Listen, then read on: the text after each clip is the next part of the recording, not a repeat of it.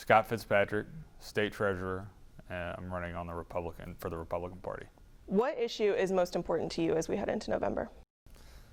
As it relates to the Treasurer's office, what issues are most important to me? Well, I think, number one, I think people need to understand the Treasurer is the custodian of all state funds. It's not as partisan a job as a lot of the other jobs in state government. And so for me, the number one priority obviously is making sure that the state has a balanced budget, is in good fiscal condition, that we're managing our liquidity well, that we're investing responsibly the taxpayers' money, and that we're maintaining the constitutional functions of the office in the best way possible. What are we doing wrong right now, if anything, and what will you do differently if you win? What are we doing wrong? Well, I've been the treasurer for 2 years, and so I've made several changes. I think the biggest challenge I see in government in general is that government seems to be very siloed. I've noticed that in the limited amount of time I've spent in government. You have 16 executive branch departments, you have 6 statewide offices, and there's a lot of barriers between those. Everybody kind of stays in their own lane. So one of the things that I've noticed is that, and things that I've done to try to improve that. I'll just give you an example of working together with other departments, and this is one example that we've already done, and we have other things planned that we'll continue to do. But we worked with the Department of Social Services. We run the unclaimed property program for the state in terms of returning unclaimed assets that have been turned over to the state to Missourians. DSS, the Department of Social Services, runs the child support program.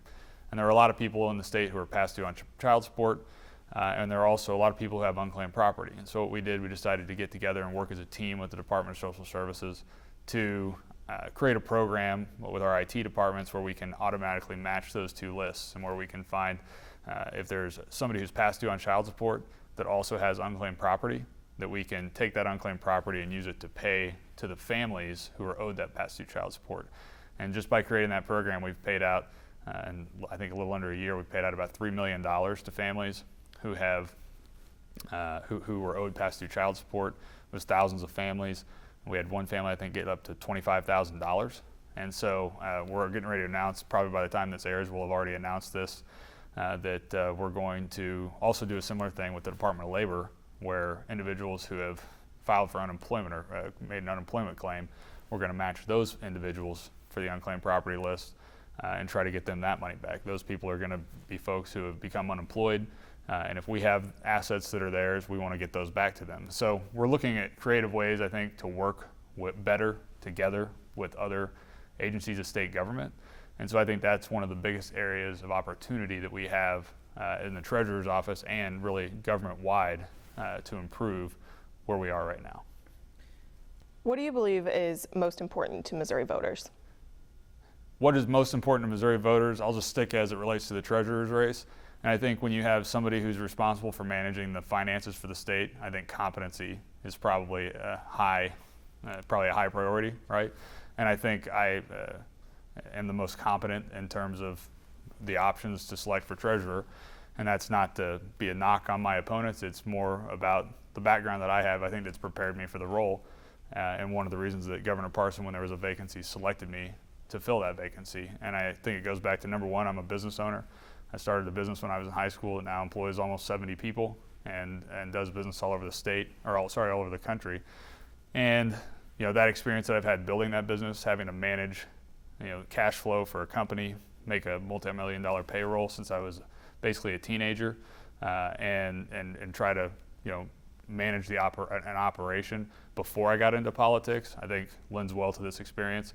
And then I also think during my time in the legislature, I was there for 6 years, and I became the chairman of the budget committee. And that is a role that has a very intricate, you have to have an intricate understanding of state finance, which segues well into the treasurer's office role. And so my past experience, both running a business, chairing the budget committee in the House of Representatives, being an expert on the state budget and state finances, predates my time as treasurer. And I think I've taken that experience into the treasurer's office and done a lot of good with it.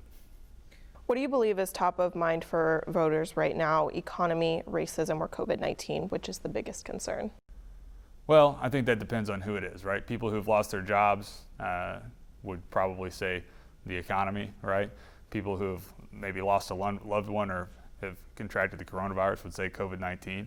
And folks who have been impacted by the unrest around some of the racial tensions that have happened in the state and in the country, would probably say, racial unrest or racial tension. I think so. There's different kinds of voters all over the state that have that probably place an emphasis on all of those things, and I think that depending on that person's individual experience would probably determine how they feel about that.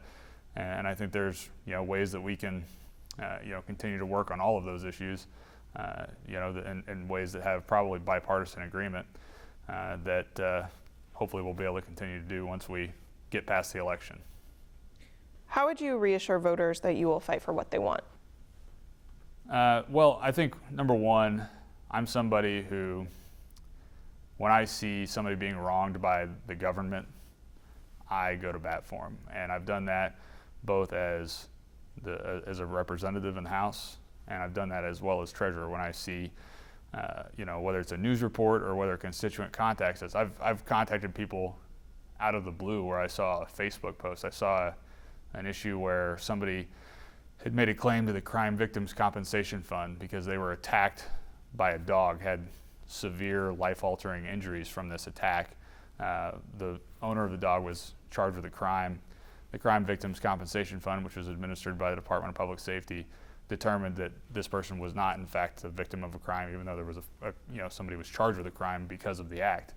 And I felt like she didn't ask me for help. I saw it on Facebook, and I reached out to her and I said, look, I want to help you with this because I think this is the wrong decision. And I went to bat for her. I went and talked to the Department of Public Safety, and I got that decision reversed because I thought the law was being misapplied. And that's just one example of a lot of examples where I work on behalf of people. When you say, how do I convince voters that I'll do what they want, I think in the Treasurer's office, the example I gave with the Department of Social Services is something that regardless of if you're a Republican or a Democrat, I think you could probably agree with me that that's a good idea. It's something that is benefiting Missourians all over the state that are Republicans and Democrats. And I think the Department of Labor unemployment thing with unclaimed property that we're going to do is another example where Republicans and Democrats can agree that's a good thing. The work we've done with Moable to increase the opportunities for people with disabilities to get a job and to save for the future without risking losing benefits that they need, I think is a bipartisan thing that I'm able to work on. We've grown that program 85% in terms of the number of people that have enrolled in it. When we talk about our 529 plan, we negotiated a new contract with our 529 program manager that reduced the fees on the program by 25%. We got them to commit to keep their call center for our plan that also does call center activity for plans all over the country. That is in Kansas City. We got them to commit to keep that in Kansas City. They were looking at relocating it as part of our contract. We got them to keep it here. And so those are things that regardless of if you're a Republican or a Democrat, we can all agree are good things. Why run for office? Why run for office? I ran for office for the first time. I was not somebody who was interested in politics when I was young. I started a business. I enjoyed business. I still like private sector work. The reason I got involved is because I was frustrated as a young man trying to build a business, especially through the recession. I started building boat docks, manufacturing docks and building docks in 2006. It was right as I was graduating high school and getting ready to go to the University of Missouri. And I was focused on trying to build that business and do a good job at keeping people employed and providing jobs in my community, which is Southwest Missouri. And during the recession, I felt like government was more of an obstacle really than anything at succeeding in that mission. I felt like every day or every week I was being introduced to a new bureaucracy, had to file some new tax return, whether it be unemployment tax or sales and use tax, income tax, fuel tax, had to pull a new permit, had to get a new license, whatever it was, there was something new that the government was making me do every day, making it harder to do the things that I was trying to do, which were employ people and provide jobs in my community. And that frustrated me, and that's why I decided to start paying attention to politics. And then eventually I decided to run for office, and that's why I went to the House.